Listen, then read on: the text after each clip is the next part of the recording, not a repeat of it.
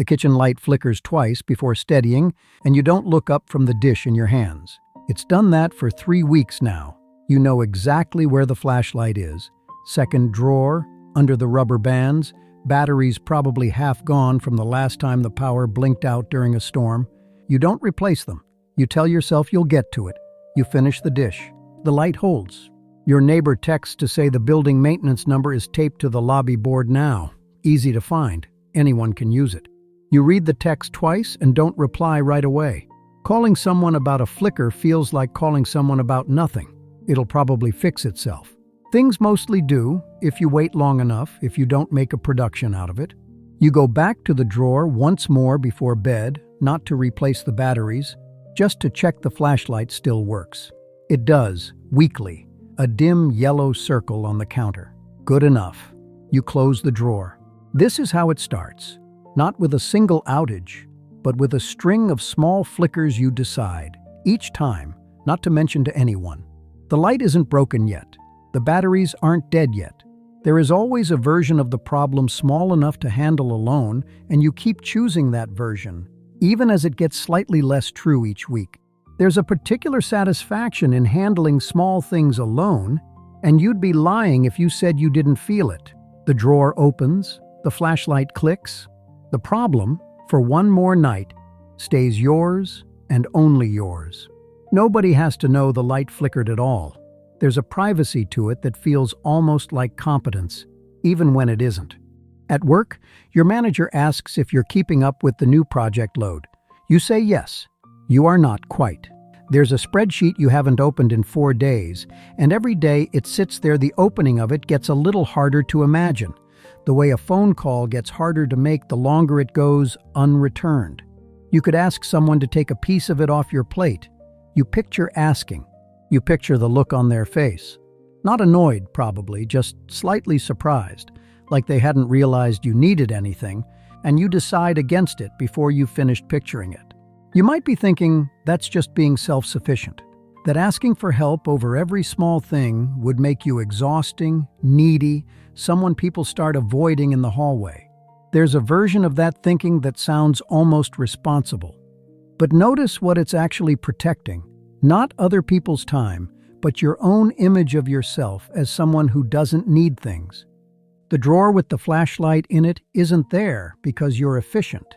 It's there because reaching for it alone feels safer than reaching toward anyone else. You start keeping a mental ledger without meaning to. The time you covered a coworker's shift without being asked twice. The time you drove your cousin to the airport at 5 in the morning and waved off gas money. You don't bring these up. You don't need to bring them up. They sit somewhere in you as proof, evidence for a case nobody else knows is being built. The case that you give freely and ask for nothing. That you are the kind of person who doesn't keep score, even as you keep one, quietly, in a column only you can see. The flicker comes back on a Tuesday, longer this time, 3 full seconds of dark before the light gulps back on. You stand very still in the kitchen, the way you do when something briefly breaks the rules of how things are supposed to work. Then you go back to chopping vegetables. You do not call the maintenance number taped to the lobby board. You think about it, the way you think about most things you don't do, quickly, then with a small mental shove, filed under later. At work, the spreadsheet has grown a row of red cells you haven't explained to anyone. Your manager stops by your desk, friendly, casual, asks how the project's coming. You say it's coming. The lie costs you nothing in the moment. It costs you something 3 weeks from now when the actual deadline arrives and what should have been a small correction has become a structural one. Too large now to fix quietly, too embarrassing to explain without explaining the weeks of silence that came before it. Your sister calls on a Sunday, the way she does most Sundays, and somewhere in the middle of talking about nothing in particular, she mentions she's been having trouble sleeping. Just a little trouble, she says. Probably nothing. You ask if she's okay in the automatic way people ask, already moving toward the next topic, and she says she's fine, and you let her say it, because pressing further would mean opening a door. You're not sure you have room to walk through right now. You think briefly that you should call her back later in the week, just to check. You don't write it down. By Wednesday, it has the texture of something you meant to do rather than something you're going to do. You start noticing the pattern without naming it. A friend mentions she's overwhelmed moving apartments this weekend, half joking, the kind of comment that's also a door left open in case anyone wants to walk through it. You think about offering to help carry boxes. You think about how she'd probably say it's fine, don't worry about it, and how that imagined refusal stops you before you've offered anything real. You don't ask if she needs help. You also somehow don't expect her to offer when your own door is the one standing open. It is worth sitting with that for a second. The pattern doesn't run only in one direction. The same hand that won't reach out is the same hand that, when someone else reaches toward you, gently waves them off. Fine, you say, when you are not fine. Got it covered, you say, holding a circuit that's been flickering for a month. There's a version of you, somewhere back far enough that the memory has gone soft at the edges, who asked for things plainly, who said the sentence out loud without rehearsing it first. You don't remember exactly when the rehearsing started, only that at some point it became the default, a small editing process that runs before any request leaves your mouth, trimming it down, softening it, making it smaller and easier to retract if the room doesn't want it.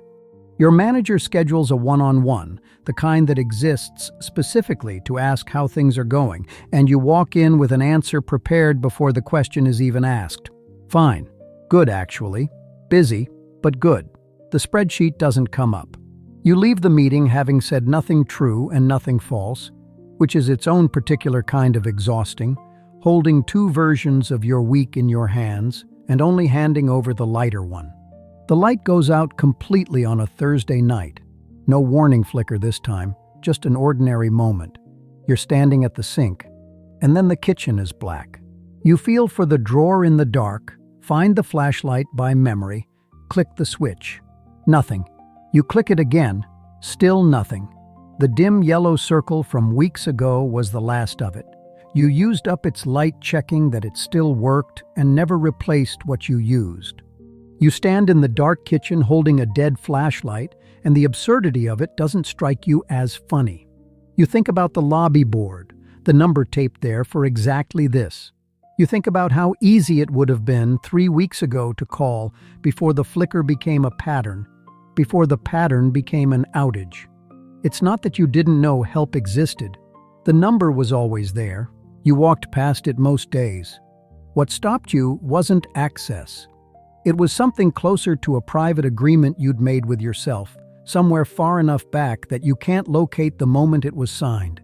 That needing something from someone else was a kind of failing, and that the smaller and quieter you kept your needing, the less it would count against you. Your phone is still in your pocket. You think, in the dark, about all the numbers in it you could call instead of the one taped to the lobby board. Your sister, your friend with the boxes, the coworker whose shift you covered without being asked. None of them would mind a call about a dead flashlight. You know this, and it changes nothing about how hard your thumb finds it to move toward any of their names. You find your phone in the dark by its glow, and you do, finally, call the number. Someone answers on the second ring. Not annoyed, not surprised, just asking what's wrong. Like this is an ordinary Thursday call and not a confession. It is fixed within the hour. It was never a difficult thing to fix. At work, the following Monday, you finally open the spreadsheet in front of your manager instead of alone at midnight, and the red cells turn out to need maybe 20 minutes of someone else's expertise, not the weeks of dread you spent protecting them from view. Your manager doesn't ask why you didn't say something sooner. You almost wish they had. The absence of the question sits heavier than the question would have. You call your sister back, finally, on a Tuesday instead of the Wednesday you meant to. She tells you about the sleep, more of it than the first time, and you listen instead of moving the conversation along, and somewhere in the listening you notice how much easier it is to receive someone else's small confession than to offer one of your own. You don't mention the flashlight. You don't mention the spreadsheet. The asymmetry doesn't strike you yet as anything worth naming. That night, the kitchen light holds steady, ordinary, unremarkable, the way it was supposed to be the whole time. You open the drawer out of habit and look at the dead flashlight still sitting there, and you don't throw it away yet. You leave it exactly where it is, in the dark of the drawer, the way you've left most things, not gone, not handled, just quietly kept, in case you need to prove to yourself one more time that you could have managed without anyone.